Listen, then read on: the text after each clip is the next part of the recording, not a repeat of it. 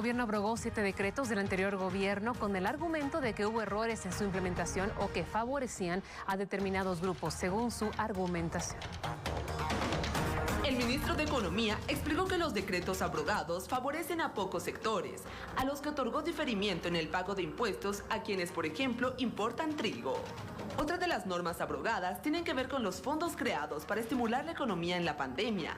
Allí está el Fondo de Recreación, el Fondo de Garantía de Vivienda Social y Solidaria, además del decreto para el diferimiento del impuesto a las utilidades de las empresas.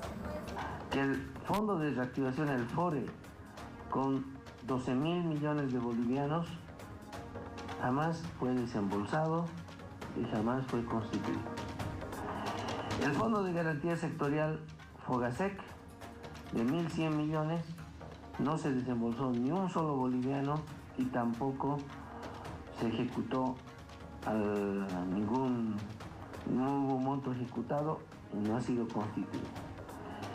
El Fondo de Garantía de Vivienda Social Solidaria FOGAVIS, de 5.000 millones de bolivianos, que sí fue desembolsado el fideicomiso por un monto solamente de 500 millones, no fue ejecutado, si bien fue constituido, no garantizó ningún crédito de vivienda. El ministro de Economía añadió que los decretos 4198, 4211 y 4298 establecían una serie de medidas tributarias de urgencia y temporales por el brote del coronavirus. Sin embargo, significaron un sacrificio fiscal muy grande en contra del Tesoro General de la Nación. A la fecha se estima que ya nos ha generado un sacrificio fiscal de 160 millones de bolivianos al mes de noviembre. Asimismo, el nuevo diferimiento del pago del IVA a diciembre de 2019 ya generó una deuda tributaria de 1.594 millones de bolivianos. También mediante el Decreto Supremo 4211 se estableció un diferimiento temporal en el gravamen arancelario para la importación de trigo de partida arancelaria 10.01 con un sacrificio fiscal de 4 millones de bolivianos.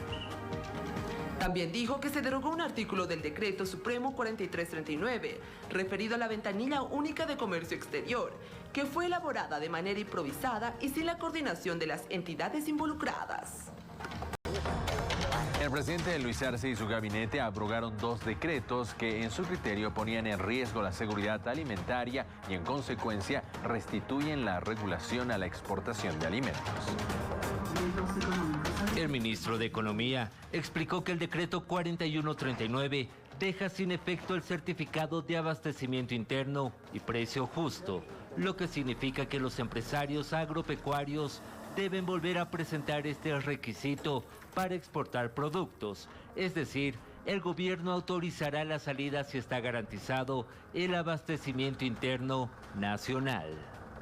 La política social implementada por el gobierno nacional en los 14 años siempre ha privilegiado el mantenimiento de la seguridad alimentaria y del abastecimiento oportuno de la demanda interna.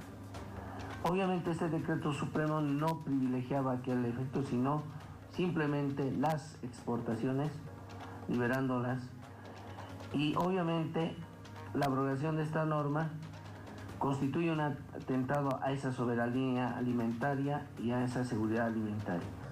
La autoridad aseguró que esa norma constituye un atentado a la soberanía y seguridad alimentaria. En el gobierno de Morales, los empresarios solicitaron que se levanten las trabas para la exportación de alimentos.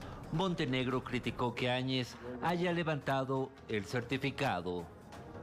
Con el posible incremento de precios y desabastecimiento en productos sensibles como la carne de res, la carne de pollo, la harina de trigo, el trigo, arroz y maíz, entre otros varios. Situación que conllevaría un escenario de presiones en los precios. Por lo tanto, nosotros hemos decidido abrogar este decreto para restituir este certificado de abastecimiento interno a precio justo para la exportación de productos sensibles en el mercado nacional e internacional. Por otro lado, el ministro de Economía anunció la abrogación del decreto 4181 que establecía una serie de mecanismos para la devolución de los certificados CDIM a favor de los exportadores.